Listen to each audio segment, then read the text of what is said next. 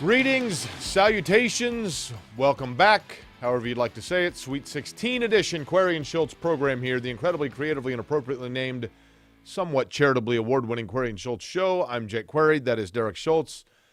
Derek, the Sweet 16 is set, and therefore I'm not actually wearing my Fidel Castro jacket all show.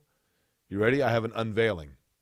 Okay. I am on board, baby. I am all in. You ready? Well, Wyoming is not in the NCAA tournament. I do love Wyoming. I love the Cowboys. Finished Denbo. 87. They made it. They had a couple of upsets. I'm trying to think of what other, random schools. Everybody knows you're a Clemson fan. I am a Clemson fan. But what other, random schools do you Last year, so not 2020, obviously. I think it was 2019. Might have been 2018, but I think 2019.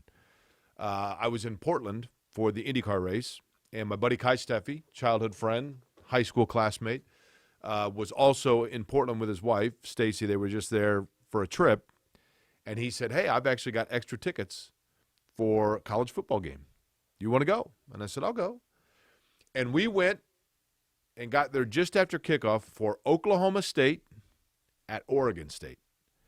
And we got it to the stadium, and I'm like, well, there's a spot right here we can park. And we parked, literally like a 7-iron from the stadium. Well, it turned out it was like the vice chancellor's parking spot. We didn't realize until after the fact. Nobody said anything. Once your car got towed? Nobody said anything. Oh, really? Oh, okay.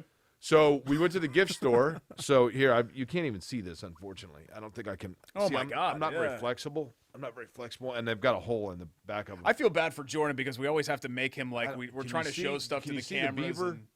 Yeah, I don't know if you can here, see it. you got to push it back this way. There you go. That hurts. There it is. Derek, I'm not very flexible. Yeah, there you go. But here we go. Sweet 16, baby. I am all in. Man, you got all the Beavs stuff. All in, yeah, baby. Look at that. How about all year, Kai Steffi, every time Oregon State was on, I'd send him a message like, I'm locked in, baby, on the Beavers. How about the Pac-12? Yeah. You got UCLA. You have basically two rival sets, right? UCLA and USC are in. Oregon State in. And the Sweet 16 set, not good for the Big Ten. No. Good for the Pac-12. But really pretty balanced and spread out when you think about it. Pretty balanced. Just a tremendous amount of chaos. I mean, this is a crazy upset-filled random tournament, and I think it firmly answered the question a lot of us, at least I was asking, hey, we're coming off this unprecedented, super random year. How random is this tournament going to get? And clearly, it's been completely random. Yes, you still have Gonzaga and Baylor and all of that, but the rest of the Sweet 16, just complete chaos. Well, and you're basically, at this point, blue blood free, right? Yeah, well, you tweeted out last night because I was curious. This is the first time we've had a Sweet 16 without the 4 blue bloods. And I between Kentucky, Carolina, Duke, and Kansas, I was wrong. It's 1979, the last time that you had none of those 4. You throw, like, Indiana into the equation. Although Indiana wasn't in the Sweet 16 in 79. There was another – Louisville, I think, was one. It goes all the way back to 65. But still, UCLA, still alive. Yes. They're the one blue blood that if you're trying to go back any streaks, it carries it through. If they had been eliminated, then you really go back. But, look, Gonzaga is really good. And, Derek, I've watched them. I watched Gonzaga against Oklahoma. Their ability – to hit threes and hit them quickly, to score from any angle, and their ball movement, their spacing, and the fact that anybody that's on the floor can hit an open jumper like that. You give Gonzaga a split second to pounce on you, you're in serious trouble. Yeah, they're just not – I'll just say this firmly. It might come back to bite me, I guess. They're not going to get touched. Gonzaga is your national champion. I'm excited to see how the rest of the bracket plays out, but Gonzaga is not going to get touched. Baylor could give them fits, I think. Baylor is probably the only team that's left in the field that can do that. And I think they were scheduled to play in the Final Four, I think. Well, no, but I'm saying over the season, if I'm not mistaken, I could be wrong. Yeah, they were supposed to play here. Yeah, and I think. And they got scrapped due to COVID, right? Yeah. Yeah. I think that's right. So, look, let's break this down. And there's plenty to talk about. I mean, we'll get to the Indiana coaching search. We'll get to what happened with Purdue. We'll talk about the Pacers as well. A lot to get to today. But let's begin in talking about the Sweet 16 with this. The teams that are the Cinderellas. Obviously, Oral Roberts, because their 15 seed jumps out. And then you go to, is Loyola a Cinderella? No. Loyola, objectively speaking, entering the tournament was a top 10 to 15 level basketball team. All the metrics suggested that they were top 10 net, top 10 Ken Pom. We could sit here all we want and talk about, well, they don't play anybody. Do you remember when we were at Indiana State with Greg Lansing before they played Butler, and they were about to cancel that contract, or that contract was about to end, and we talked to him about how difficult it is to get teams to come here. And Greg Lansing's like, look, Butler's not coming here anymore after tonight. IU stopped coming here a long time ago. Purdue's not coming here. Right. It's hard. Loyola can't just be like, hey, Illinois, you want to come here? Or IU, you want to come here?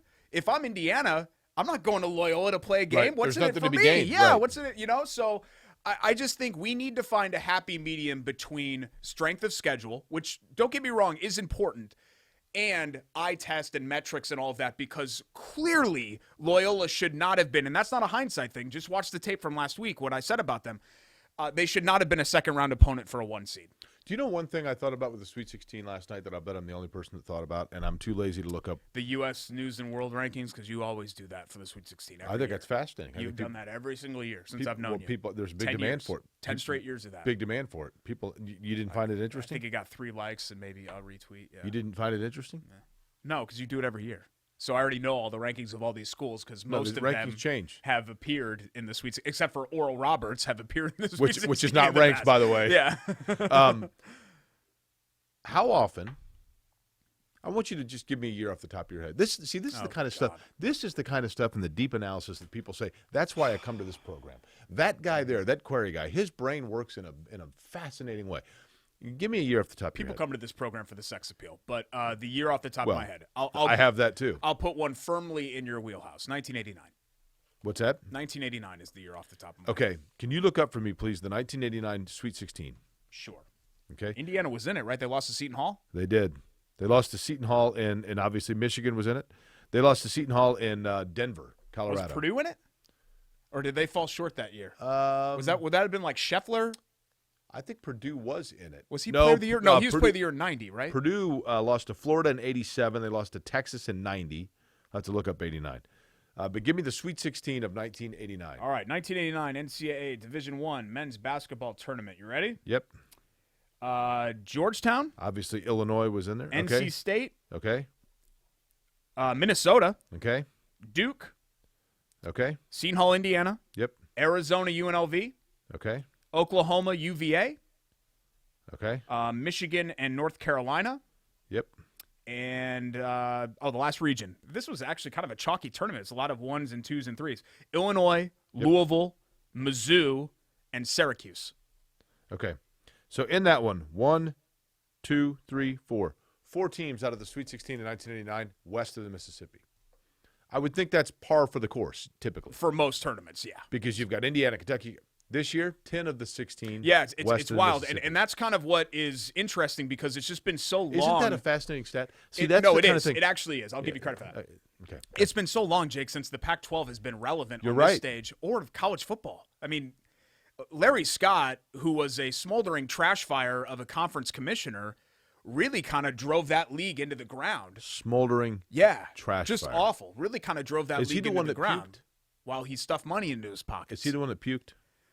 That was Texas, I think, that puked, right? During the To coaching, stop during the conference carousel. realignment carousel. Yeah. But you said the Pac-12 is the one that threw up, and then everything Okay, stopped. yeah, that's right. Because they were about to add Texas, and then whatever happened, and then that kind of halted everything. But good for them, and it's good to. I'll be honest with you, Jake. I hadn't watched Oregon State play basketball this year. I could tell you that they were 91st in the net, and that they weren't for 4 months a good basketball team, but they got hot at the right time.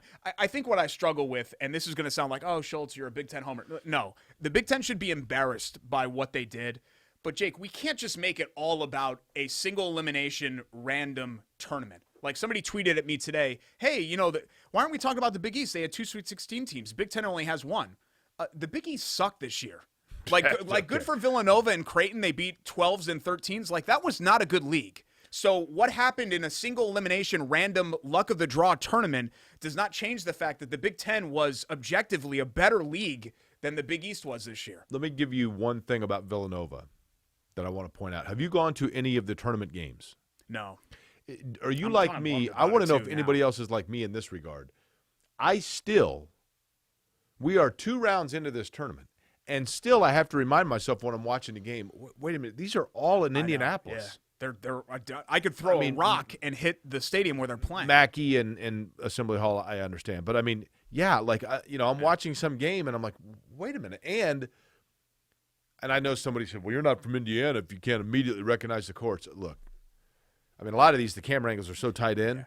You're like, wait a minute, which place is this? Much easier to recognize Assembly and Mackey, I felt like, than Correct. the other places. I would agree.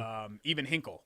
But, yeah, I'm kind of with you. I mean, I was walking my son last week, and I hear police sirens, and here comes Georgetown's team bus. And so I pointed to him, and I said, hey, the greatest of all time is in one of those buses because, Big Pat Ewing was in one of them. And so we waved to the buses and blew kisses and all that. But it's surreal to me. Blue kisses? Yeah, it's a Pat. So it's surreal to me that a game was being played in my neighborhood. Like, if you would have told me, Jake, as a 10-year-old kid in Connecticut, hey, guess what? Georgetown's going to be playing down the street for you an NCAA tournament game. I would have been like, what? You know what's interesting about you watching Patrick Ewing on a bus in the middle of the street is, once again, just like in his career, you got to watch him travel down the lane. Yeah, the good news is that Reggie Miller never pushed off or did anything well, like I'm that. Just saying, He never made any illegal plays. At least when he got to Hinkle, after traveling down the lane, like, he completed the move of what he was supposed to be doing as opposed to rimming it out. And then Dale Davis gets the rebound, and lo and behold, the Pacers win, and they move on to the Eastern Conference Finals, and the New York Knicks, as we know it, are dissolved, and Pat Riley goes elsewhere. Yeah, he also had 24, 11, and 7 in Game 7, including the game-winning dunk in the final seconds of 94. So he had those went 37 uncalled fouls. Those went kind of both ways. 37 uncalled fouls. Derek McKee hit a three-pointer after the shot clock had expired with about 5 minutes left that also aided the Pacers. 4-point play? Well, I'm just saying. I mean, we can do this. The most famous play in Pacers history is Reggie Miller throwing Michael Jordan back into the state of Illinois in the 1998 Eastern Conference Finals most to famous, get an open three-pointer. Most famous play in history? I mean, the Rick Smith shot against Orlando's way up there. Yeah, that one's up there, and it looked like a legal play. 8 points in 9 seconds is way up there. Yeah, but that's not one play. You know what I mean? That's a sequence. But back to the tournament itself. Did we get off track? So all of it's taking place in Indianapolis, and I'm watching it, and it's all just kind of surreal. And now I can't even remember where I was going with that. So I went to our friend Ryan Robertson, show listener. Yeah. Hello, Ryan. Thank you. Reached out to me. I was like, you know what? I want to go to one of these games to say that I went. And I realized tickets are in high demand because they are limited. Yeah. So I went on StubHub, and on Sunday, every game was like $130, except for Houston and Rutgers was $11. Well, that's if you needed like 6 of them. For a single, it was $35, which after fees was $53 in the very top corner. So you didn't have to buy 2 games? You can only buy single games. Oh, really? Okay, because at Hinkle, you had to buy either the first session or the second session, at least for the first round, maybe the second round. Okay, no, they were individualized games. This was a second round game, though, right? Correct, second round game. So, any rate, I'm like, for a single ticket, I don't know that I want to spend $50 to go sit in the very top corner. And then Ryan called me and said, hey, I have an extra ticket for North Texas Villanova. Do you want to go to Bankers Life? Sure. And we had a great time. But we kept saying to each other, this is really weird. Yeah. Because it's empty. Mm-hmm. I mean, I could have yelled down to Jay Wright and had a conversation with him. Yeah. But one thing I thought was really cool, and this is kind of the fun of the NCAA tournament, North Texas, who had beaten Purdue, they were clearly outmatched against Villanova. Villanova's ball movement and their spacing, they're very well coached. And they gave Villanova a ray of light, and Nova took advantage of it. But late in the game, minute and a half or so to go, there was a timeout in North Texas. Villanova had already replaced their starters. North Texas, all 5 of their players on the floor came out, and their reserves came in. The Villanova section, which was not huge, a couple hundred people, but the Villanova section stood up and gave a standing ovation to the North Texas team as they came off the floor. I thought that was cool. Yeah. And that's what the tournament's all about. But I wanted to be able to say that I went to a game in this unprecedented time, but one was probably enough because the atmosphere was just, It's real neutered. Yeah. It is. Neutered. I've seen pictures from all of them, and it seems to me by far the worst place to watch a game is clearly Lucas Oil. I mean, these fans, and they've got the media up in the Colts press box, which there's not even really a point. Right. You know, I saw Rich Nye's pictures, and I'm like, what? Why are you even there? I don't know. Can't This even see is a dumb question. Are media allowed to cover these games? Yeah. Yeah, they have media seating for, Bankers Life and these certain places. But for what reason would media go? Well, if you're covering one of the teams specifically, like if I'm the Arkansas Democrat beat reporter or whatever their newspaper is, Fayetteville Press. But you have no access to the team.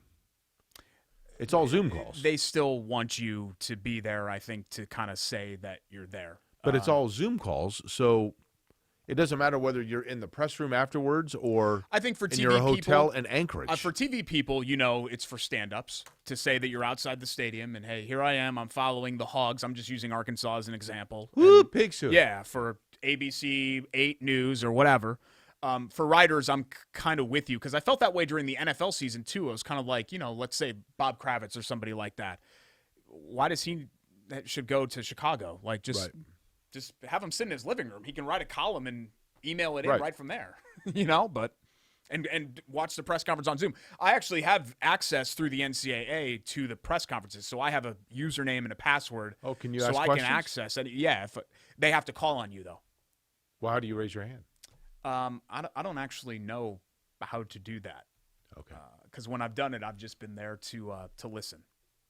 You could have asked. Which is kind of like this show. You could have asked some of these coaches if they're going to be Indiana candidates. Well, one problem was I forget which. I'm trying to think of which school it was. I think it was Loyola, where one of their student reporters, who's the sports editor of the paper, she was like, hey, I was trying to ask a question, and you guys took 5 questions from The Athletic or whatever else. She's like, I've been to every Loyola game this year. Like, can't I ask a question, And people are like, yeah, that's BS. Right. Let the people that have been along for the whole way ask those questions. That's fair. Let me know what all we have to get to today. Big Ten. A lot, right? Yeah, faceplant. Purdue faceplant. Faceplant. Yeah, lots of faceplants to go around, which we will get to. Colts free agency, still kind of quiet. You know who but did not? They did make a couple You know who of moves did not since we last faceplant? spoke? Who's that? Oregon State. That's right. Go Beavs. I'm on board. I'm all in. Also, since we last spoke, it appears that the Brad Stevens hope train has gone off into the distance or pulled into the station.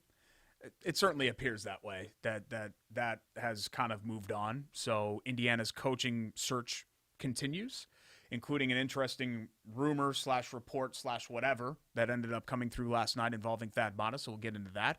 And all of our features, our American Dairy Association Indiana Winners Drink Milk, Winner of the Week, Love Heating and Cooling, Love That Play, and the Shop Spider Bowl Bleep. I think we know who's going to be my winner of the week. Yeah, because you're wearing it, right? I'm wearing it, baby. We'll come back. I'm all in. All in on the Beavs. March Madness edition. It's Query and Schultz here on ISC Sports Network. Stick around.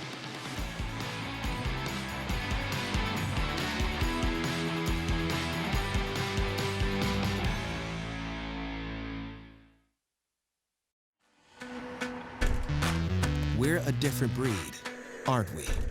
While others rest, we choose to work. Where others are content, we stay hungry. They may not see us coming, but we know exactly where we're going. You won't rest until you succeed. Neither will we. You can't get enough of us. You can't get enough of us. Good one, J-Man. This is the worst scandal. This is worse than steroid. Not so fast. Are you going to watch the XFL? I'll probably watch a little bit of it. You want to go through and pick some games? No, I don't. No, I don't. I really don't. Indiana dairy farmers provide us with safe, pure foods for our tables. A responsibility that takes intuition, resolve, and determination to make sure their milk is good for you and delicious to taste. Their connection with our community runs deep, passed down through the generations, ensuring that milk is always available at your store. It's not easy being a dairy farmer, but the rewards have special meaning when you can feed Indiana's families every single day. Learn more at winnersdrinkmilk.com. Your life is on the go. Now your viewing habits can be on the go. With the ISC Sports Network app, your team is at your fingertips. You can download years' worth of content from the ISC Sports Network library. High school, college, special events, weekly and monthly shows, wherever you find your favorite app. And you can always find out more information at iscsportsnetwork.com. Oh my God! We are ripping fast today. And how hard can it be, right? These are now selling for about $3,500. So we're back to our old ways of pulling rocks. Act like idiots on camera, open cards, and talk about the hobby. Welcome back. It's Corey and Schultz here on ISC Sports Network. Thanks so much for joining us alongside the late arriving Jay Query. Did you I'm start Derek with that, Schultz. This portion of the show, I can and I have. Yes.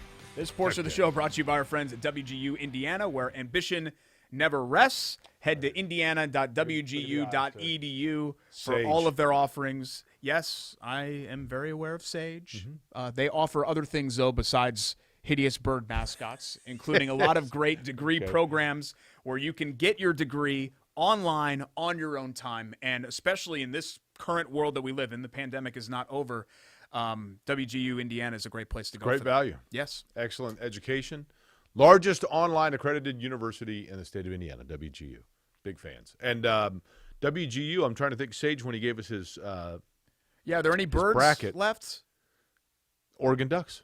Yeah? Okay, Right. there's one. Dana Altman can flat out coach, man. I'm trying to think of any of the other teams. Blue Jays, Creighton Blue Jays. That's right. Yeah.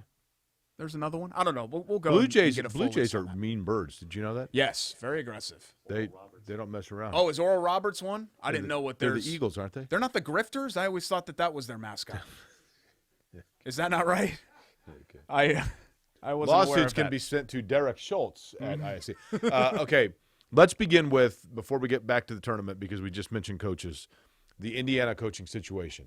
And I want to make very clear, we are taping this on Tuesday. So these situations are fluid and always subject to move. There have been conflicting reports about Thad Matta and whether or not he was offered the Indiana job. I don't know that Thad Matta was offered the Indiana job, Derek. But in talking to people that I trust to know kind of the inner workings, I do believe that deep discussions took place with Thad Matta. Was there a physical done? The report was, or the rumor is, that Thad Matta was offered the Indiana position and had an agreement in principle, and the Indiana then rescinded that offer based on doing a physical of Thad Matta and determining from a health standpoint that Matta, who's had back issues and I believe heart issues, would not be able to coach Indiana. I don't know that I think that maybe is taking an extreme step. I do believe that Indiana had discussions with Thad Matta. Whether or not it was Indiana or Thad Matta or whatever that decided to continue their open search, that appears to be the case. So I don't know what exactly took place, but I do believe that Indiana had discussions with Thad Matta. Now, the names that we keep hearing, John Beilein, as well as, Chris Beard is a name that keeps getting thrown around because he has a connection to Bob Knight. He was an assistant for Bob Knight and for Pat Knight at Texas Tech. Beard can flat out coach. I have not heard any indication that Indiana has reached out to Beard. I think that that's speculation and presumptuous, but I don't know that that's taken place just Well, yet. they just got eliminated too. Correct. 48 hours ago. But Brad Stevens is the name that, let's face it, that's 1A, 2, and 2B in terms of Indiana's options. Indiana maybe not directly had contact with Brad Stevens, but through intermediaries or whatever it may be, was able to make overtures to Brad Stevens that would pay him much higher than his base with the Celtics. Now, I have no idea what other incentives might be in his Boston contract. It is my understanding that Stevens heard them out, that Brad Stevens' wife, being still heavily involved with Butler, was somewhat of not an issue, but, there was some loyalty that goes into play there. But Stevens heard it out, and the last that I heard was that if the Stevens situation was ever going to come of anything of it, that Stevens needed more time until the end of the NBA season before further exploring it, and Indiana wanted to move on from that timetable. That's my understanding. I would think personally, if Brad Stevens says, you know what, I'll let you know by Labor Day, you wait until Labor Day. honestly. But I get why Scott Dolson, who is not using a search committee, wants a more definitive timeline and answer to that. I mean, I don't think you can wait till Labor Day. You could wait I mean, till I'm being- July 1st, I'm maybe. being Yeah, facetious. sure. I think the only thing that I've kind of been told, you're more connected than I am when it comes to this, which is rare because usually, as you guys know on this show, the intelligence and connections and all of that usually are on this side of the table. Okay. The only thing that I've heard is that, Indiana is going to take their time because they feel confident that they have a couple of people who they are interested in who will take the job. I think that's fair. So they're just kind of doing their due diligence here. There's no panic because they're not worried about certain candidates on this list going elsewhere. I think that's fair. John Beilein is probably one of those, I think, that would be available to them. And if they went with John Beilein, Derek, to me, John Beilein, to me, who I think is a wonderful coach, there are two issues with John Beilein that are of slight concern. One being that he had some uncomfortable phrasing when he was at the Cavaliers that got him in a little bit of hot water. That tenure was kind of a disaster. Yeah. Right. The second is he has, and I'm not saying that it's a bad guy or anything else. John Beilein has a son that has had some issues that I think a lot of people anticipate would come with John Beilein wherever he goes, and that maybe there's a hesitation of, well, would this mean that we have to have his son on staff, et cetera? But I don't think any of those are issues that held you back because he's a wonderful coach and, by all account, a tremendous human being, great guy. I would think his age plays into that too. His age would lead me to believe, Derek, that Indiana, if they went after him, would know that this is a transitional guy that you get 3 or 4 years out of, and then you again pursue Brad Stevens. I'm telling you, Brad Stevens' name, so long as he's coaching, is always going to be linked to any future Indiana. I mean, he's always going to be linked. Yeah. And that won't go away if they get John Beilein. Now, if you have to go with an Indiana guy, and people have told me what that means primarily is the shadow of Bob Knight is still very there. And it would be difficult for a lot of coaches to, even Tom Crean, I think, eventually just kind of fell victim to the pressures of the shadows of the Bob Knight figure. And Crean did a really good job, I think, of negotiating it, handling it. I think it got to Archie Miller as well. An Indiana player or a connection, and maybe even Chris Beard, would understand that maybe better and know that all goes into it. But of the Indiana guys, Derek, your list, Mike Woodson's name has kind of risen up to the cream here. I'm 48 years old. 48. And you were a baby when he was playing, right? I don't really – and look, I know that he was an NBA coach and a broader star and everything else. It is very easy for people to say, because I've heard people say it, well, if Mike Woodson, think about his ability to recruit. Yeah. What? Yeah. I mean, Mike Woodson is to today's high school sophomore what Marv Huffman was to me. I think it's far more relevant to kids today that Mike Woodson coached Carmelo Anthony than it is that he started IU, I would think. But his coaching body of work doesn't blow you away, other than the places where he coached. Yeah. But he did. I think Mike Woodson's one of those guys that kind of falls in the Nate McMillan camp, where he's done an admirable job pretty much everywhere that he's gone. That's fair. And I don't know. I don't really know much about him personally, or we never interviewed him on the show, did we? I don't think so. I don't think so. Here's my concern with Mike Woodson. Look at guys that have had a lot of success right away coaching. Juwan Howard. Mm-hmm. Look at his staff. He's got Phil Martelli on staff, who's an X's and O's guy and has been a head coach for 30 years and won 400, 500 games. If you look at even like Bob Knight, when Bob Knight was coaching, the staff, you had Ron Felling and you had Norm Ellenberger and you had Tate Slock and you had Joby Wright and you had Dan Dockich, and they each had their own responsibility, bigs, guards, game plan, future scouting, whatever it might be. Archie Miller, and to an extent Tom Crean, had assistants that were there to recruit. They weren't necessarily X's and O's guys. They were just recruiters. You have to have guys on your bench that are working individually in practice from a schematic standpoint. If Mike Woodson, I think, is a very good schematic guy, takes the Indiana job, he's going to need assistants that can recruit for him. Now you are compromising assistants that are helping you win games. They're helping you win recruiting, but are they helping you win games? That would be my hesitation with Mike Woodson. outside of that, Dane Fife and Michael Lewis are the other two guys.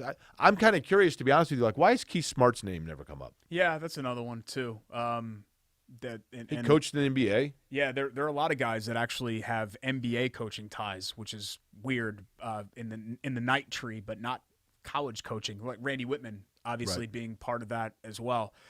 I'm really fascinated to see what Indiana does, Jake, because if you ask me, I would like somebody that has some sort of track record of college head coaching success. I think if I was to put all my chips on somebody right now, I think it's going to be John Beilein. Yeah. I would much rather have that than another name that has emerged here, and sign him to whatever he wants, is Porter Mosier. And I think Porter Mosier's done a wonderful job, but Porter Mosier was washed out at Illinois State. He's coached for 17 years, and he's had 3 teams that were really good teams, and 2 of them, 2018 obviously, and this one, made runs in the NCAA tournament. Like, coming off the wake of Archie Miller, I just don't think you can get away with that again. Right. And you can't afford to have this fail spectacularly. And whether or not people want to admit it, the Archie Miller era was a spectacular failure. I mean, to not even, and maybe they would have made it probably last year, but to not even make the tournament in 3 years where there was a tournament is embarrassing. You know, that's not Crean. Crean's first 3 years, you were trying to put bodies on the floor to have a basketball team. You know, Archie Miller didn't inherit, he didn't inherit a great situation, but it wasn't so messy of a situation where Archie Miller couldn't have turned that around in a year. Here's the thing. That's the problem. In defense of Archie Miller, he took over a program, Derek, that was not circling the drain, right? Yeah. It had just kind of hit stagnant. So if you look at Matt Painter, when Matt Painter took over at Purdue, it was like bottom barrel. Oh, it was awful. So Matt Painter was able to say, look, I'm starting at the very bottom here. I've got to build piece by piece to build up my program. And that allowed Matt Painter to get himself some patience from the fan base and the administration and everything else at Purdue. And make it very clear what his program was based on. Okay, like, this is how we're going to do it. Archie Miller takes over a program that wasn't at rock bottom, and just people felt like it just needed a very slight little push to get right back to where it was the number 1 overall seed in the tournament 5 years prior. And you have the number 1 high school player in the country, and Romeo Langford are one of them, that announces for Indiana. So now Archie Miller's got to push all the way in right there. And he's never able to put his own thumbprint on what the program is. And that's what I think did him in, because if there was a design of Archie Miller basketball that was going to be what you were hiring, he never got a chance to show what that was, because he had to just basically pick up and carry on where Tom Crean was. And it was a challenge for him. Now, you know. Let me quickly just respond. I'm not saying that everything that happened badly at Indiana was Archie Miller's fault. But no, I understand. Regardless, and we can sit here all we want and talk about fan negativity and recruiting. There are a lot of things that go into the Indiana job, and pressure and expectations. You're 12-15 in year 4. It can't happen. 12-15 in year 4, you got to go. Never made the tournament, yeah, right? I mean 12-15 in year 4 is unacceptable. This wasn't a great basketball team. It was not a 12-15 basketball team, period. Okay, so back to Purdue. Purdue was a year early, I felt like, and they had a great year. But I thought you made a very good comparison. I think you were the one that compared Purdue's season, and then, you know, you have this great year, and then you just forget about it because they lose to North Texas. And you were saying it's kind of like Tom Allen's football year. You lose to Ole Miss, and it just kind of ruins everything. It's the lasting but memory. But still, if you are Purdue and you look at it right here, Derek, and you look at the pieces that are here, and you look at the guys that are sitting here looking at Matt Painter, you got to feel really good about things if you're Purdue. Yeah, you do. It's just tough because you have to sit on that loss for 6+ months. You know what I mean? And sure. But that's not always a bad thing. And North Texas, Jake, unlike, God love them, it was a great story. Abilene Christian was a massive fluke. Like, Texas lost that game, not Abilene Christian won it. North Texas outplayed Purdue for 45 minutes. Purdue couldn't even lead in that game. You know, North Texas outplayed them. Like, they were the better team.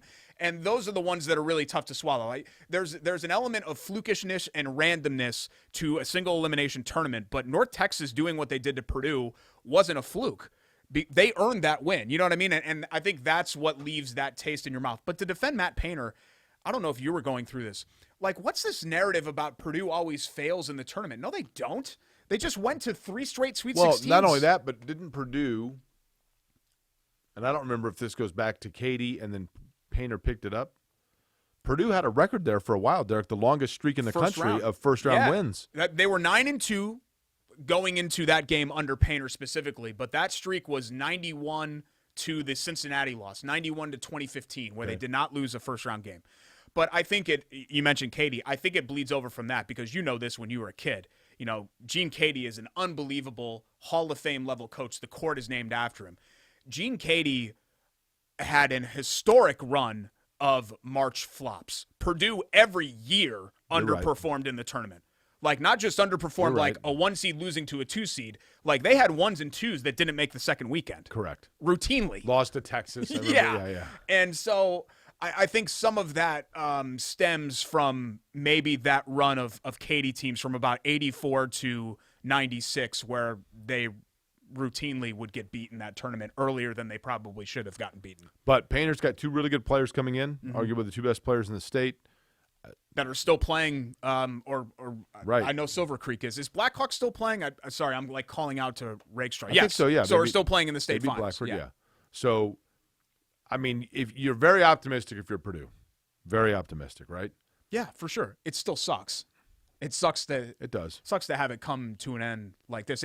It kind of reminds me a little bit of that. Not to compare, we always do this. Purdue to IU and IU to Purdue.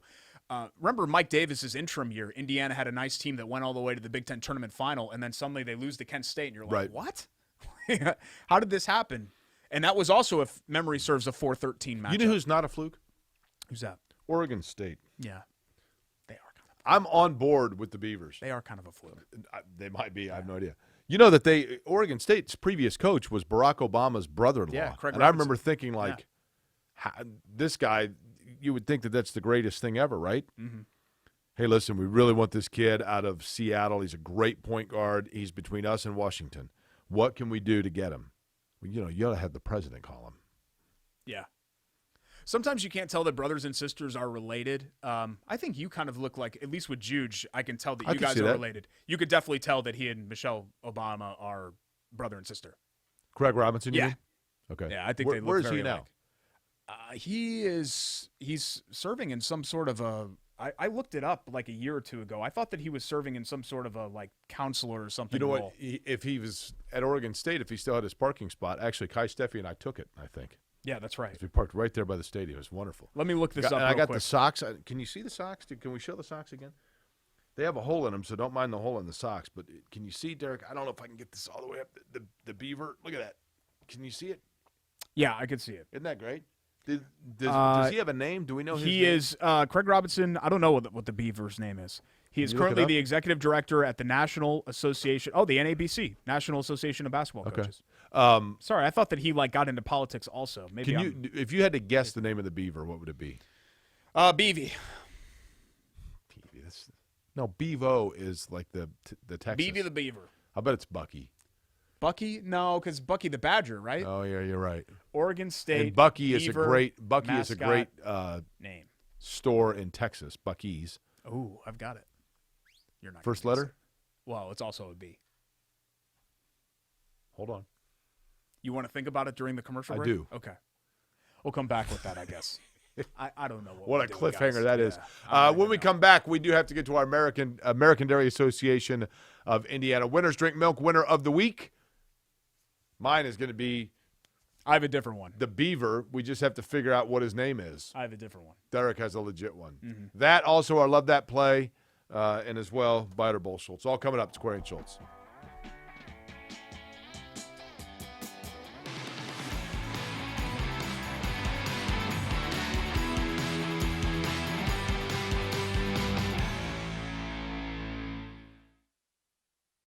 Indiana Indiana dairy farm, long workdays stretch into more labor after sunset. A newborn calf needs watching. Barn needs cleaning. Tractor needs some handiwork for tomorrow's tasks. Just like in your own home, the day's chores are never done until the family beds down for the night. Dairy farmers and their families share the same dream with all of us, that what we all do is worthwhile. Bringing to market pure, safe, and healthy dairy foods is what they do, from Indiana's dairy families to ours every single day. Learn more at winnersdrinkmilk.com.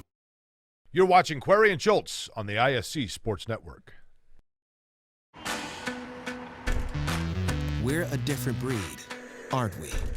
While others rest, we choose to work. Where others are content, we stay hungry. They may not see us coming, but we know exactly where we're going. You won't rest until you succeed. Neither will we.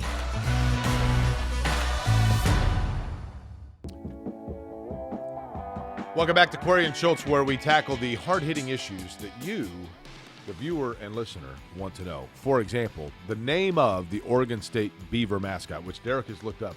Now, you tell me that, like, this isn't, sometimes mascots are named after, like, the founder of the university or something like that. And Yeah, no, this is, it might be, but this is a common name that just kind of has a cutesy nickname for it. 2 syllables, right? Yes. I'm going to go with Billy Beaver. You're close. Bobby Beaver. You're getting warmer. Oh, boy. It's not Bobby and it's not Billy. You got kind of excited there for a split second.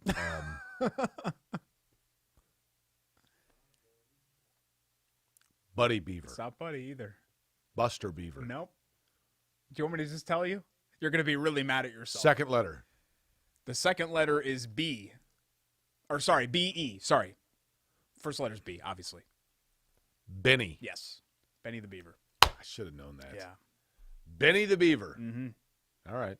For a so-called beaver expert. Well, let me tell you something. The American Dairy Association of great. Indiana with their Winners Drink Milk, and Derek and I once again are going to be MCs. We're excited and thrilled to be able to say that we will again be MCs for the Winners Drink Milk Fastest Rookie Luncheon for the month of May in the Indianapolis 500 in preparation for the 105th running. But, Derek, our Winners Drink Milk winner of the week, mine clearly, very clearly. Do you have the milk facts? Yes. What are the milk facts? As I enjoy my as much refreshing chocolate milk. Protein as 10 cups of raw spinach, as much potassium as 2 hard-boiled eggs, or as much potassium as a banana, and as much folate as 2 hard-boiled eggs. I think it was. Folate? Is it folate? I think it's protein, is it not? Yeah. It's a lot of nutrition. It's super healthy, and I didn't bring my sheet chocolate today. milk is Now I feel excellent bad. after a workout. It's a great, refreshing drink. Tastes fabulous. It's great. Yeah. Needless to I did say. arms yesterday and did chocolate milk right after. I was going to drink that. I drank it out of the bottle here because it's American Dairy Association bottle. But I brought something to drink it out of, which automatically is a great post-workout drink, no matter what. If you're drinking out of your Beaver cup. Yeah. Nice. What's his name again? Benny. That's Benny's cup. That's Benny right there. Benny's a cute fella, isn't he? I love like the 1930s style like sailor hats that a lot of the mascots have. Benny's got his little hat sure. on. Yeah. I'm all in on the Beavers, Derek. Benny the Beaver is my Winners Drink Milk winner of the week. Sweet 16 for Oregon State. Winner of the week for me, and this is a far less sexy team, and I don't even know if they're allowed to use the word sexy on campus, but Oral Roberts is the second 15 seed to make the second weekend behind Florida Gulf Coast, who did it in whatever year that was, 2013. He's I think. coached by coached by the guy now coaching USC. And good for them. I've always kind of had a place in my heart for the Summit League because that's where IUPUI played, and formerly, I guess, the Mid-Con. It was this like weird leftovers league. It was kind of the AFC South of college basketball, where it's like, what do we do with all these teams? They're still Division I. Just throw them in there together. So they're the junk drawer. Yeah, it was moving, like right? UMKC and Centenary and Southern Utah and IUPUI. It was just this weird hodgepodge of teams. But first Summit/Mid-Con team to go to the second weekend since Bryce Drew's Valpo squad in '98. Very cool. Yeah. Okay, so with the Sweet 16, Derek, what typically happens is when you have upsets and you have upheaval, things kind of settle themselves out. And the second weekend is where, to use your term, chalk or the expected teams pull away. Yeah. Think that's the case again? Well, I think it's going to be tough because in one of those regions, I think it's the Midwest, you've got 8 seed Loyola, you've got a 11 seed in Syracuse. Houston survived Rutgers. They were very lucky to win that game. Rutgers completely collapsed. Who's Loyola playing? Loyola is playing Oregon State, right? Is it not Oregon State? Oh, is it Oregon State? No. No, because I think that's right. Yeah, Oregon okay, State. Yeah, they were in Oklahoma State, and Oklahoma State was with Illinois. Yeah, so you know, any one of those 4 teams could emerge from there, and it would not be a surprise. Like I don't even think you're looking at them seed wise. Wouldn't it be completely fitting and on brand if Syracuse comes out of there and goes to the? I'd be so annoyed. Syracuse goes to the Final Four in the years where you're like, really? Where did that come from? And you know what? Like, this is the third time they've done this. They had such a mediocre season where they barely belonged in the field, and here they are again in the second weekend, and it's just so annoying because then Boeheim comes out and, yeah, you know, we're a good basketball team. Okay, man. Yeah, sorry, you're the smartest guy, and we're all dumb. Congratulations. Good for you. Like Jim Boeheim? You guys underperformed all year, and now you're hot for 2 weeks because people act like they've never seen a zone before. Good job. You know, whatever. You know, kudos to him. No, he's a Hall of Fame coach, one of the best to ever do it, probably one of the 10 or 12 best. I just hate the smarminess and the arrogance. It's just annoying to me. I think you're used to it. Everybody's stupid, and he's smart. I was wondering this. When Jim Boeheim got to the Sweet 16 by eliminating West Virginia and Bob Huggins, right? Mm-hmm. That has to be. I could be wrong. But my guess is that has to be the first time that 2 coaches with 900 or more wins, to both of them having 900 or more, faced off in the NCAA tournament. Right? Feels like it would have been mentioned. Would Kay have faced Huggins or Boeheim at any Well, of these? Huggins just got to 900. I think he's at 900. Krzyzewski might have played Boeheim since both had 900. Duke and UConn, maybe? Would they have played him? Maybe Did Calhoun have 900 wins? I think he finished there or close to it. Really? Yeah. Okay. Maybe he fell a little bit short of that. But no, I don't know how to answer that. I'd have to look it up. You know what they need more of is cutaways of Sister Jean. They don't show her enough. But I think Loyola is the favorite to come out of there right now. If you had to re-pick it right now with the Sweet 16 teams, I think it'd clearly be Gonzaga, Baylor. You see this fella here, Krutwig, right? Yeah. Nice player. Really good player. Very smart player. I'm annoyed at the way he runs. That's kind of a mean thing to say. Why is it mean? Well, he's clearly more athletic than you. That's why I'm not he's saying playing he's high-level college basketball. I'm not saying he's not. I'm just saying he runs on the tiptoes of he runs on the front of his feet, and it drives me nuts. I find it very annoying. He runs like a bull in a china shop. I did not notice any. Like a bull, he looks like a bull if a bull was on just the front of its hooves. I think his mustache needs a little work from somebody that is less follically challenged than he is. That seems he's more athletically talented than you. That seems unfair. I want to see here. I got to look at the bracket again to make sure I get all the regions right. I want to see, like, if you reseeded today, who would be your final? I'm obviously Gonzaga, and then I think you'd have to take at this point Baylor, and then probably Loyola, and then in that other region, I mean, are you taking Michigan? Alabama's looked really good. Alabama looks really good. Florida looks really State's good. A very good team. They quietly stuffed Colorado into a garbage disposal They just, last night. You know, against Colorado, what Florida State did was, and Alabama kind of did this as well. You know, at no point did they go on some 25, and maybe I'm wrong, I didn't watch the whole game, but they just gradually pull away. And, I mean, you know, Florida State just methodically pulls away and, you know, very efficient. Alabama looks really good. Alabama's transition offensively, I mean, they look good. I think gun to your head, if you had to, and Vegas may have this as the odds right now, the Final Four would be Alabama, Loyola, Gonzaga, Baylor. I think those would be the 4 favorites if you had to pick it today. Tell me Loyola's region again. Loyola's region is Oregon State, Houston, and Syracuse. Ooh, you don't think Houston would be the favorite? No. They have the injured player, and they really struggled against Rutgers as well. So they've got the health situation and all of that. Yeah, but Loyola, again, Loyola was really – you got to ignore the seeding. The seeding was because their team sheet said that they didn't play anybody. But really, it's one of the best defenses in the country and one of the 10 or 15 best teams overall. You know one thing that this tournament has lacked? And we talked about it last week. And it's what's great about the NCAA tournament is you never know when it's going to happen. It really has kind of lacked the Bryce Drew shot. Yeah, there hasn't really been one singular moment. Right. Yeah, you're right. You know, the Northern Iowa, three-point prayer that goes in to knock down Texas. Farouk Manesh. That was against Kansas. Oh, yeah, you're right. They've had two moments. Yeah. But there has not been that jump out even moment. Loyola, to kickstart that Final Four run, they were an 11, and I think they beat Miami, who was a 6. They won it at the buzzer. That's right. They hit a shot at the buzzer to win that game. We were on remote somewhere. I remember watching that. We were down south at Whiskey Business on the south side. Man, that's a good memory there. What year was that? 2018. That's when we met Garrison Carr, right? Yeah, we went out to the Final Four. You and I had an amazing, really more of a friendship trip than a business trip. Like, we took care of business, but it really repaired. There was a rift in our relationship. I'll tell you that. And I think it really repaired it. The travel check was the only reason I agreed to do that.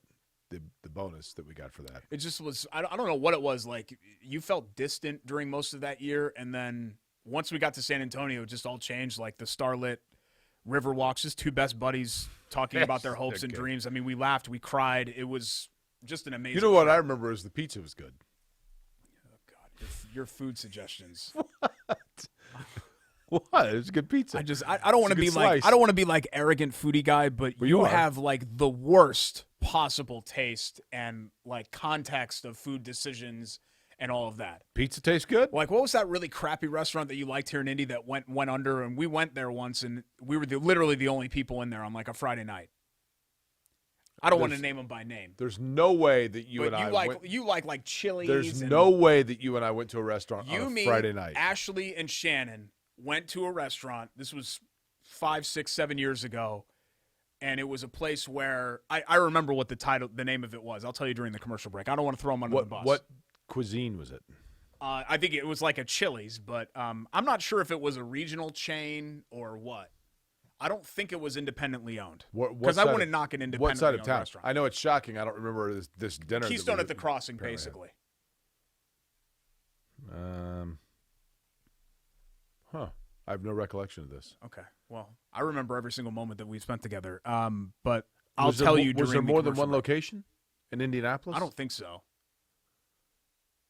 Did I pick the place? Yes. And then you guys talked about it the whole way home about how bad it was? I think Ashley's was fine. I think I had some problems on my meal. Really? Yeah, which was just a sandwich. So it's not really that hard to mess up a sandwich, but it was not a great sandwich. I can't think of what this place was. Okay, I'll tell you during the commercial. Did you roofie me? We're still live. How do I not remember any of this? Well, not live. We're taping this, right. But we're still like on the air right now. So let's kind of move on. I don't remember. People are probably like, "What the hell are these guys talking about?" Was it Fridays? Was it go get Fridays? groceries? I'm busy. Is that what it was? Fridays? No, it was not Fridays. It was like that though. Daltz? Was it Daltz? I don't know what that is. Daltz was wonderful. I don't know what that is. GD Ritzy's? Was it GD Ritzy's? Come back. Our Love That Play brought to you by Love. Was a wonderful place. HVAC. We'll have that for you. Also, Dick the Clark's shops. American Bandstand? Biter Bulb. No, it was not Dick Hart. Dick Clark's. Okay, whatever it was. We go rockin'. It was not that either. Way, Colts free agency, and I don't know. We might mention the Pacers. They got absolutely ragdolled by Milwaukee. They did sweep Miami. Yay! So they're only a couple of games under 500 now. But we might fit in some Pacers stuff. Was it the Cooker? We'll see. No, it was not that. Okay. It was not Old Spaghetti Factory. It's Corey and Schultz, ISC Sports Network. Stick around.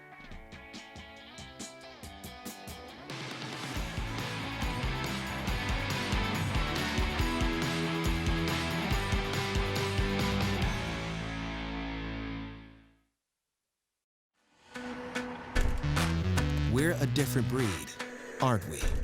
While others rest, we choose to work. Where others are content, we stay hungry.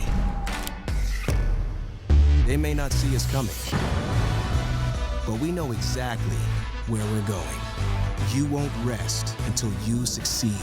Neither will we. You can't get enough of them. You can't get enough of us. Good one, J-Man. This is the worst scandal. This is be worse than steroid. Not so fast. Are you going to watch the XFL? I'll probably watch a little bit of it. You want to go through and pick some games? No, I don't. No, I don't. I really don't. Indiana dairy farmers provide us with safe, pure foods for our tables. A responsibility that takes intuition, resolve, and determination to make sure their milk is good for you and delicious to taste. Their connection with our community runs deep, passed down through the generations, ensuring that milk is always available at your store. It's not easy being a dairy farmer, but the rewards have special meaning when you can feed Indiana's families every single day. Learn more at winnersdrinkmilk.com. Oh my God! We are ripping fast today. And how hard can it be, right? These are now selling for about $3,500. So we're back to our old ways of pulling rocks. Act like idiots on camera, open cards, and talk about the hobby.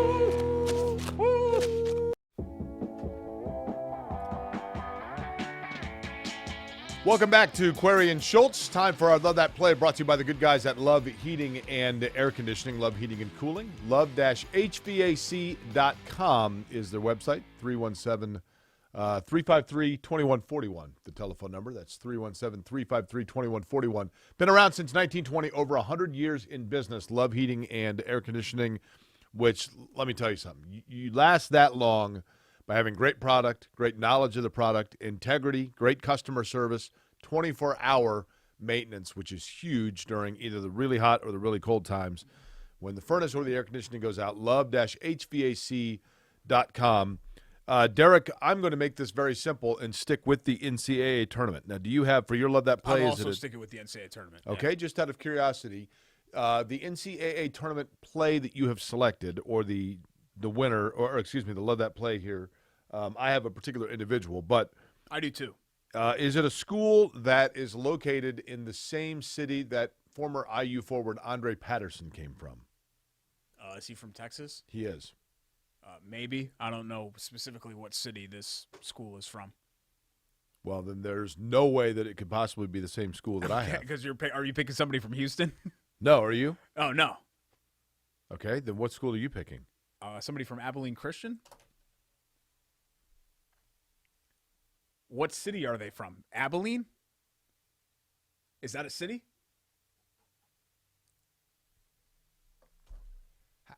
Do you dress yourself? How do you leave the house? How did you get here? Outside of going to San Antonio with you on that Dream Buddy trip, I've never spent any time in Texas. Just out of curiosity, while we're playing this fabulous quiz game, do you know where Houston is? I know where Houston is, yeah. Okay. And Dallas. Right. And Amarillo and Fort Wayne. You've never heard of Abilene, Texas? No. I just thought Abilene Christian was maybe like Oral Roberts, where there was a priest named like Tom Abilene, and so they named it Abilene Christian. I don't know. What historic events have happened in Abilene, Texas? Andre Patterson from Abilene, Texas. I don't know what. How the hell am I supposed to know that? How do you not know that Abilene is a city in Texas? What's the population of Abilene? Is there some Houston sports talk radio show that the host is giving the other host a hard time because he's never heard of Muncie, Indiana? Who the hell's never heard of Muncie? Have you not seen Close Encounters of the Third Kind? Muncie's very prevalent in that. Funcy Muncie. Seriously, what's the population of Abilene? And what's noteworthy about Abilene? Why people would know that that's a place? Okay, Abilene, Texas. Yeah. The 27th most populous city in the state of Texas. Oh, wow. Man, it's a booming metropolis. 117,000 people. Whoa. You've never heard of Abilene? It's like a mid-sized city in the middle of Texas. Why would I know that? Because Abilene Christian's from there. I've never heard of Abilene Christian until this weekend. You've never heard of Abilene, though? No.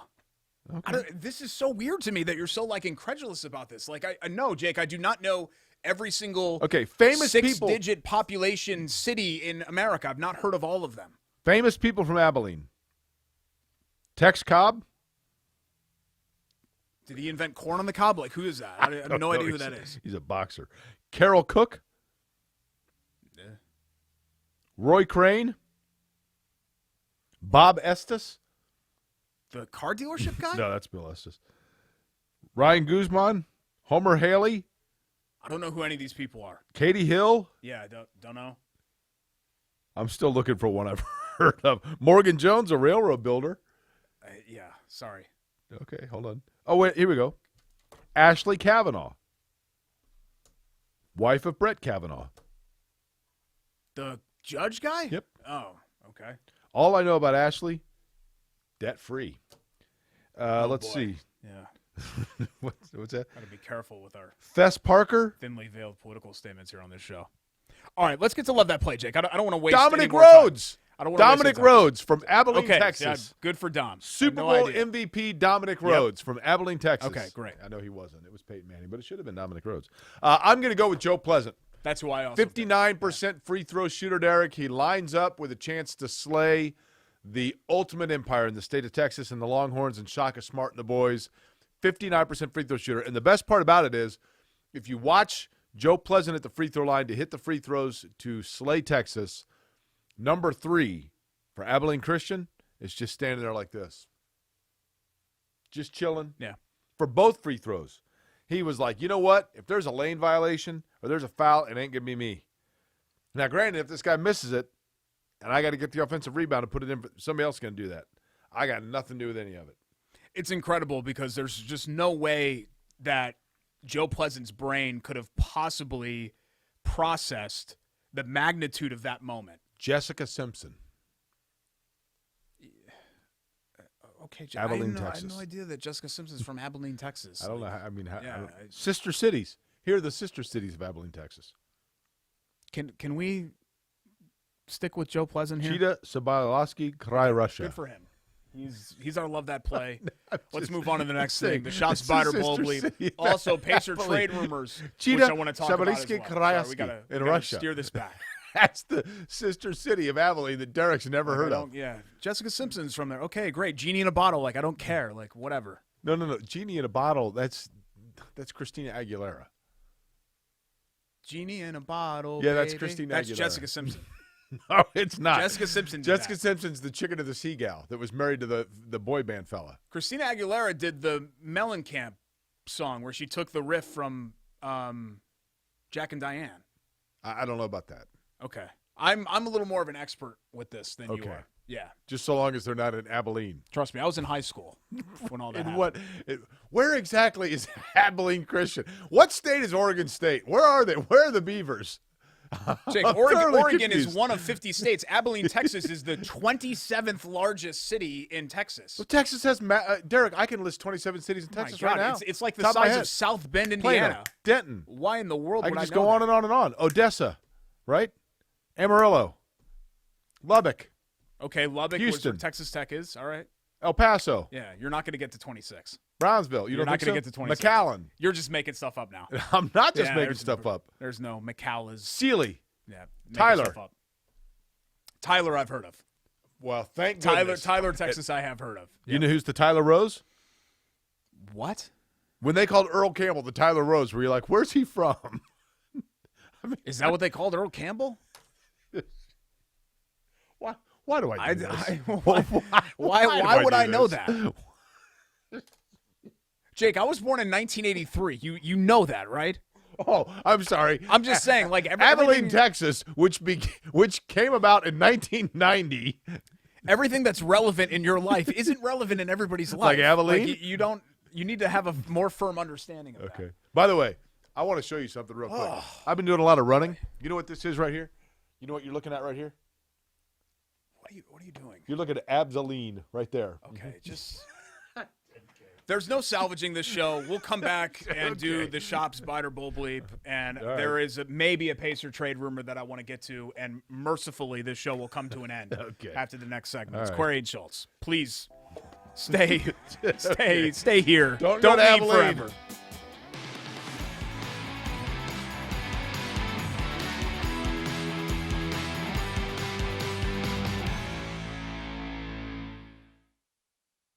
At an Indiana dairy farm, long workdays stretch into more labor after sunset. A newborn calf needs watching, barn needs cleaning, tractor needs some handiwork for tomorrow's tasks. Just like in your own home, the day's chores are never done until the family beds down for the night. Dairy farmers and their families share the same dream with all of us, that what we all do is worthwhile. Bringing to market pure, safe, and healthy dairy foods is what they do, from Indiana's dairy families to ours every single day. Learn more at winnersdrinkmilk.com. We're a different breed, aren't we? While others rest, we choose to work. Where others are content, we stay hungry. They may not see us coming, but we know exactly where we're going. You won't rest until you succeed. Neither will we. Your life is on the go. Now your viewing habits can be on the go. With the ISC Sports Network app, your team is at your fingertips. You can download years' worth of content from the ISC Sports Network library. High school, college, special events, weekly and monthly shows, wherever you find your favorite app. And you can always find out more information at iscsportsnetwork.com. Welcome back to Query and Schultz.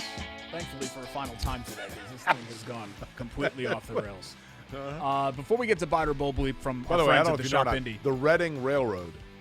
If it went Yeah, off Monopoly? Yeah. Do you know what city Reading's in? Yeah, Reading, PA. Everybody knows that. But you don't know Abilene, Texas? They're not a Monopoly board piece. So, no, I'm not aware of that. Okay. It's not really a comp.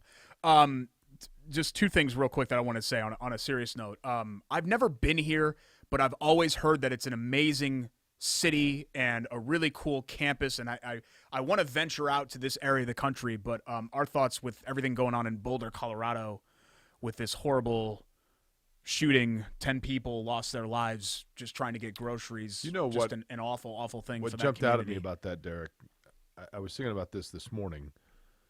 When I was watching the news and they were showing aerials of the grocery store, and there were like 8 cars still in the parking lot. You know, everything had been cleared out. And I thought, can you imagine having a loved one in the Boulder area and you have not heard from them, and then there's just those cars? Yeah. Or you have to go get that car eventually, which would be really, really hard to do. Beautiful city. So Absolutely our beautiful thoughts city. with that. And I feel like, between Aurora and some of these other, Colorado's been hit particularly hard when it comes to these incidents, which just keep happening over and over and over again, and we continue to do nothing about. But that's maybe a topic for a different show. Also, we all had our, I think, most beloved teacher as a kid, and mine was my 5th grade teacher, Mr. Kavanagh, who we called Mr. C for short. He passed away over the weekend after a long battle with cancer. Was still in Connecticut, where he was a lifelong resident, and he was an amazing teacher who really connected with me because I was crappy at math, and this may surprise you, Jake, I was kind of a jerk when I was a kid. And in 5th grade, I didn't like doing math problems because they didn't interest me. The only thing that interested me in 1993 when I was in 5th grade was the New York Knicks. Right. And so one day at school, when I walked in one morning, we always did a daily math problem where we had to figure out and do a formula or something like that he would write up on the chalkboard back when schools still had chalkboards. Mr. C had taken the New York Times from that day with the Knicks-Bulls box score from the previous night, a game that the Knicks had won, and we had to calculate field goal percentages. And he said, Schultz, even this will connect with you. I remember that in front of the whole class. And it's just, you have those memories. You know what I mean? Like, you remember that forever. Now, was he an older guy at that time? No, he would have been, when you're in 5th grade, somebody that's 40 feels like they're 70, but he probably would have been in his late 40s at that time. He was in his early 80s, so he lived a long, it wasn't a sudden death, even though it was cancer-related. But I always remembered that, and that always kind of stuck with me, Mr. C's math class, and that particular day with the Knicks box score, because I just lit up. Like, to think that my teacher would allow me to do a math problem that involved Charles Oakley shooting 6 of 8 from the field was just incredible to me at that time. You know what's easy about that, or fun about that, is that was your first opportunity, if it was Knicks box scores, to figure out the percentage of 1 for 17, right? They did make the finals that year. That was my 5th grade year in '94, where they led the Rockets 3-2 before going back to Houston and losing games 6 and game 7. But the context of those 2 losses don't really matter. What did John Starks do in game 7? I think he was 2 of 18, wasn't it? I thought he was 1 of 17. I think it was 2 of 18 for John Starks, but I've mostly repressed that from my memory. Maybe it was 2 for 18. I will trust your knowledge on this. 2 for 18 was John Starks. It's a rough go. Yeah, well, it just sucks that that's kind of the lasting memory, because John Starks made a lot of great winning plays. His new lasting memory, Derek, that used to be. Now it's, did this dude done did this? That's John Starks' new lasting memory. Reggie definitely did have a bit of a mental edge over John in those matchups, yes. The shop, by the way, is at 920 Broadway Avenue, and the guys at the shop, they understand that today I went with the Beavs T-shirt because typically I'm going with the T-shirt from the shop. The shop has wonderful T-shirts, Clay Terrace, 920 Broadway Avenue, or theshopindy.com, both from a nostalgic nature throughout central Indiana, maybe Linder's Ice Cream, Paramount Music Palace, the TP. They have T-shirts to commemorate those places, as well as vintage sports like Reggie Miller, right here, Razor Shines, among others. Always great stuff from the shop. All right, Derek, time for Bite or Bull Schultz. Yep. Statement number 1, chalk, instead of a lot of upsets, creates a better NCAA tournament. Bite or Bull Bleep? It might create a more competitive, but the NCAA tournament, I'm going to say is Bull Schultz, Derek, because the NCAA tournament is based upon, and the reason that we all fall in love with it is because people love the stories of the out of left field and the Cinderellas and the upsets. That's what makes it great. Yeah, sometimes chalk also gives you terrible matchups. I remember 2008, we had an epic title Nobody game. says chalk. Can you explain what chalk means? Yeah, it means that the higher seeds are always advancing. Okay. It's Why like is it called chalk? It's what happens in the women's tournament primarily because there's just less parity. But 2008, we had an epic title game between Memphis and Kansas. Remember the Mario Chalmers shot and all of that. The Final Four that year was all 4 1 seeds. And I think the conventional wisdom was, hey, this has never happened before where it's all 4 1s. We're going to get 2 great games. And you had 2 terrible blowout, turn the lights out in the, at the 10-minute mark of the second half type games between those teams. I think it was Memphis, UCLA, Kansas, and was it Carolina? Was it Villanova? Villanova was 09. When they got absolutely... Villanova and Oklahoma played a really That's what it was. one-sided Yeah, game. that's what I'm thinking of. In one of those, the year that I think Villanova won it. So yeah, you've You're had right. It was that Buddy before. Hield's Oklahoma team. Yes. And they got beat by, they were down 50 at They got one beat point by or something. 100, basically. But I think in one of those national semifinal games, I don't remember which one it was. I think Billy Packer was still at CBS, and he basically said, hey, this game's over. And it's like, Billy, there's 5 minutes left in the first half. What are you talking about? But it was like a 30-point deficit at that point. So would I rather, do I want to tune in for Abilene Christian and UCLA? They're in Abilene, what I mean? Texas. No, Did you know that? I don't want to tune UCLA, into Derek, that do you know game. where UCLA is?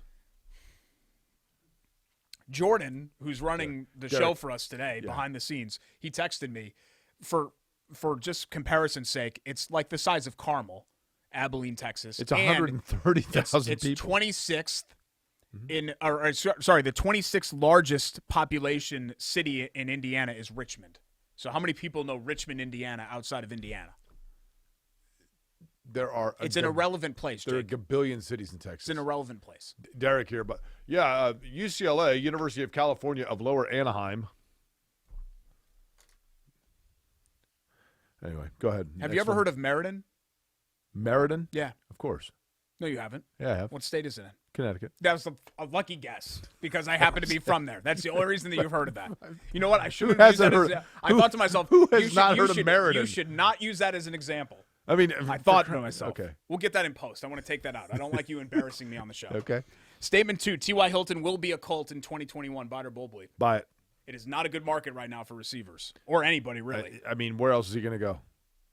If somebody else wanted to knock down T.Y. Hilton and bring him in, they would have done it by now. I think he would have the option to go somewhere on a one-year deal, but I don't think he would want a one-year deal at his age and Right. given his declining stats and all of that. Yeah, I buy that he will be back. I think they'll make it a priority now, given where everything is, because I think they know they can get him on the cheap.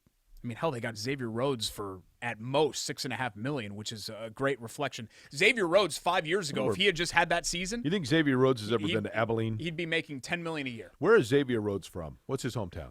I don't know, but chances are Jake Query's heard of it. I'll bet I have. Do you want to bet I have or have not heard of it?